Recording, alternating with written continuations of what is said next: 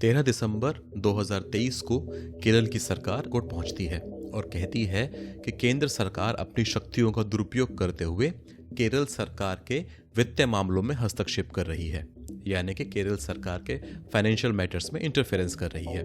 केरल सरकार ने यह भी कहा कि FRBM एक्ट का सहारा लेते हुए केंद्र सरकार केरल सरकार को मार्केट से लोन यानी कर्जा उठाने से भी रोक रही है। ऐसे में केरल सरकार अपना काम ठीक ठाक तरीके से नहीं कर पा रही है और केरल की सरकार ने सुप्रीम कोर्ट से ये कहा कि आप ऑर्डर दें सेंट्रल गवर्नमेंट को कि वो 26,000 करोड़ रुपए का एक पैकेज रिलीज करे केरल गवर्नमेंट के लिए। सुप्रीम कोर्ट ने इस याचिका को स्वीकार किया। तो ऐसे में केंद्र सरकार ने अपना पक्ष रखते हुए सुप्रीम कोर्ट में कहा कि केरल की जो वित्तीय स्थिति है, आज केरल की जो फाइनेंशियल सिचुएशन है, इसकी जिम्मेदार केरल की गवर्नमेंट और उसकी पहली वाली सरकारें रही हैं। इसमें केंद्र सरकार की कोई गलती नहीं है। और जिस FRBM एक्ट का जिक्र किया गया है, वो एक्ट इसलिए बनाया गया था 2003 में ताकि केंद्र सरकार और राज्य सरकारों के बीच में एक समन्वय स्थापित किया जा सके और केंद्र सरकार को राज्य सरकारों की वित्तीय स्थिति यानी फाइनेंशियल कंडीशन का पता रहे।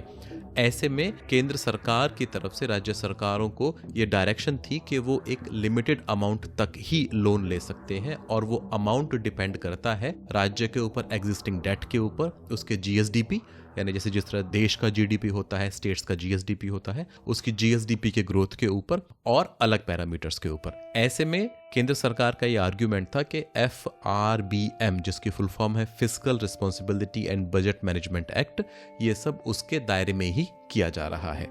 तो आइए देखते हैं, समझते हैं कि ऐसा क्यों कहा केंद्र सरकार ने कि केरल की जो स्थिति है उसके लिए वो खुद जिम्मेदार है।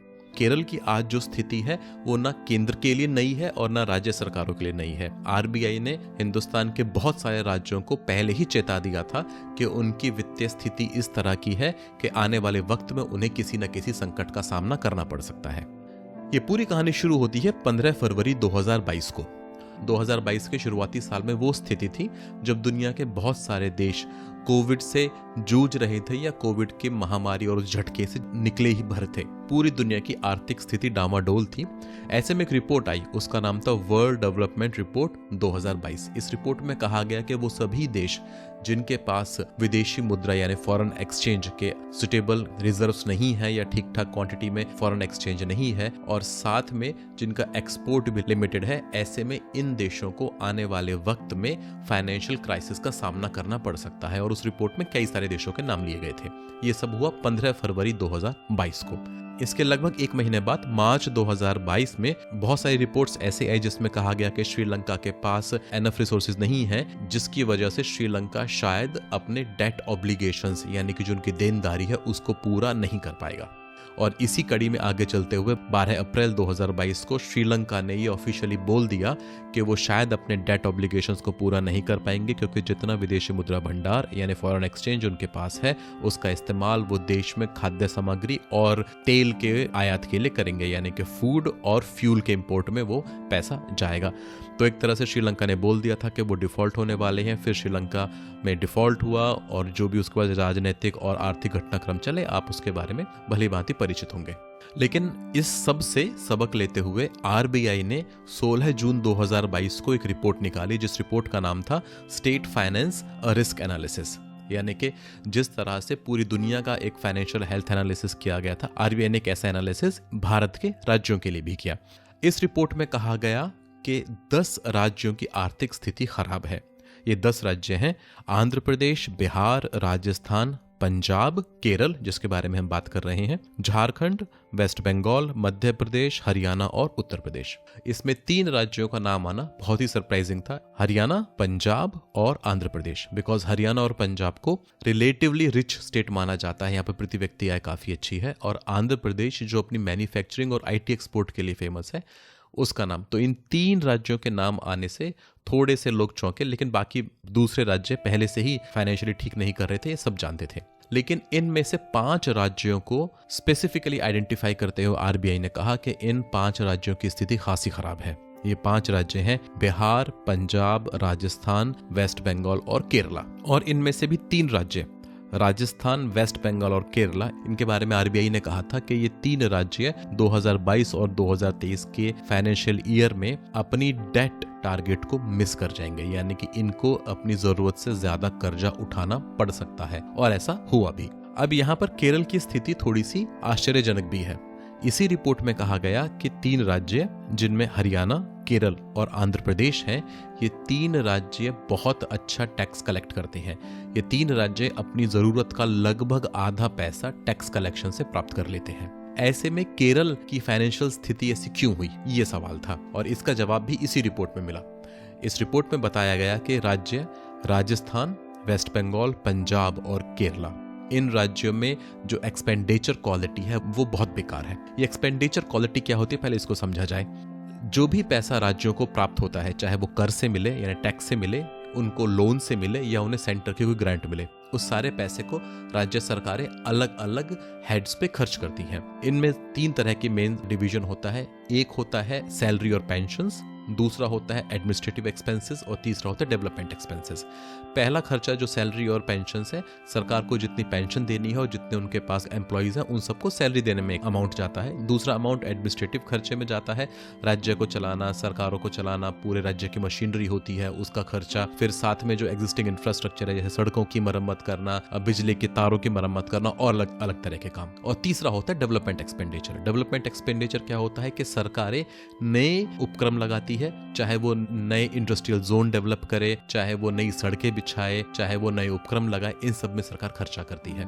इन तीनों खर्चों में जो डेवलपमेंट एक्सपेंडिचर होता है वो सबसे इंपॉर्टेंट होता है, क्योंकि राज्य आगे चल के कितना तरक्की करेगा और कितना आगे बढ़ेगा, ये सारा डेवलपमेंट एक्सपेंडिचर के ऊपर डिपेंड करता है। ये 4 राज्य बताए गए थे, राजस्थान, वेस्ट बंगाल, पंजाब और केरल, इनकी एक्सपेंडिचर क्वालिटी बहुत बेकार थी। इसका मतलब कि इनका ज्यादातर पैसा पेंशन, सैलरी और एडमिनिस्ट्रेटिव एक्सपेंसेस में ही खर्च हो रहा था, बहुत कम पैसा डेवलपमेंट में जा रहा था।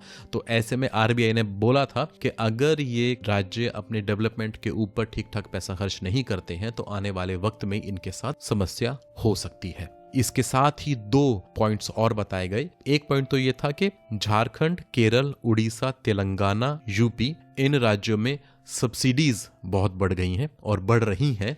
और दूसरा ये कहा गया था कि राज्य जैसे मध्य प्रदेश, केरल और पंजाब, इन 3 राज्यों में टैक्स कलेक्शन भी गिर रहा है।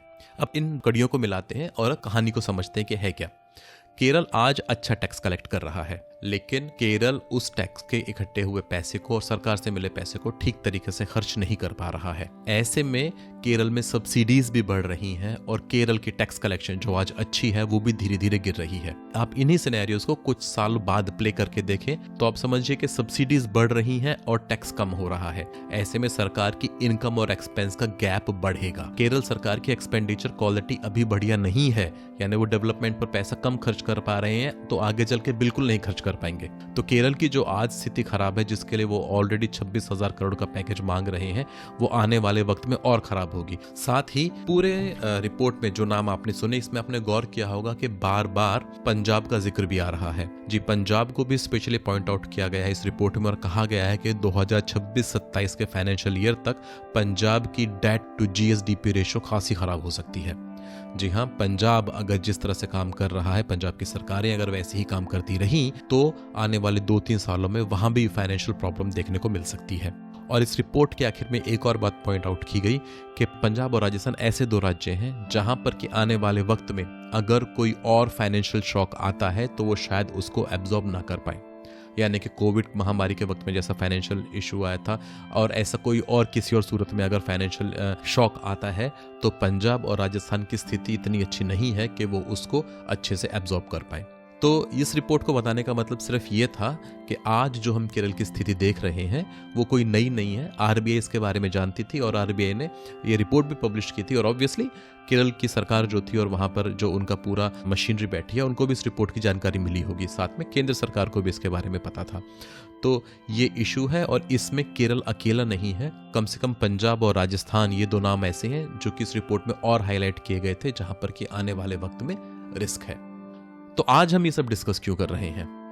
आज हम ये डिस्कस इसलिए कर रहे हैं क्योंकि राज्यों के इलेक्शन में पिछले कुछ समय से फ्री बीज यानी कि मुफ्त की चीज़ों जो बांटने का एक होड़ चल पड़ी है, उसके दरमियान हमको ये ध्यान रखना चाहिए कि सरकारों की वित्तीय स्थिति उतनी अच्छी नहीं है जितनी की सुनाई पड़ती है। और ये हमारे लिए इसलिए ज़रूरी है क्योंकि सरकारें जो भी चीज़ें फ्री में देने का वादा करती हैं वो एक्चुअली फ्री नहीं होती है, वो हमारी और आपकी जेब से ही निकल करके जाता है। इकोनॉमिक्स में कोई भी चीज़ फ्री नहीं मिलती, हर चीज़ की कीमत होती है। सरकार अपनी जेब से कोई चीज़ फ्री नहीं दे सकती है, क्योंकि सरकार जहाँ से फ्री देती है वो पैसा हमारे टैक्स से ही आया होता है या उन लोन से आया होता है जिसको बाद में हमें ही चुकाना है। तो ऐसे में जब कोई आपसे अगली बार फ्री बीज की बात करे तो ये ध्यान रखिएगा कि देश के कम से कम 10 राज्य ऐसे हैं जिनको आरबीआई चिन्हित कर चुका है कि वहाँ पर फाइनेंशियल कंडीशन अच्छी नहीं है। इस पूरे प्रोसेस में क्या हुआ, सुप्रीम कोर्ट ने 4 अप्रैल 2024 को इंटरिम रिलीफ देने से मना कर दिया केरल गवर्नमेंट को। इसका मतलब कि केरल की सरकार ने जो 26,000 करोड़ का पैकेज मांगा था और उसके बाद सुप्रीम कोर्ट ने जो 5,000 करोड़ के एक इंटरिम पैकेज के लिए कंसीडर करने के लिए बोला था केंद्र सरकार को, वो अब आगे नहीं बढ़ेगा। कम से कम अभी तो आगे नहीं बढ़ेगा, क्योंकि अब इलेक्शन चल रहे हैं, आचार संहिता भी है और सभी पार्टीज अब अपने 5 साल के इलेक्शन महाकुंभ में बिजी हैं। तो ऐसे में लगता है कि इलेक्शन के बाद शायद ये डिस्कशन और बढ़े। लेकिन जैसा मैंने कहा, ये हमारी जिम्मेदारी है ध्यान रखना कि अगली बार जब कोई आपसे मुफ्त की बात करे तो समझ जाइएगा कि वो पैसा आपकी ही जेब से निकलने वाला है। मुफ्त में कोई पार्टी कुछ नहीं देती, चाहे उनके अपने फंड कितने ही बड़े हों। मुफ्त का सारी कीमत हमारी ही जेब पर होती है। तो आज का ये वीडियो बस इतना ही। धन्यवाद। अगर आपको पसंद आया हो तो कृपया सब्सक्राइब कीजिए और जल्दी ही मिलते हैं नई वीडियो के साथ।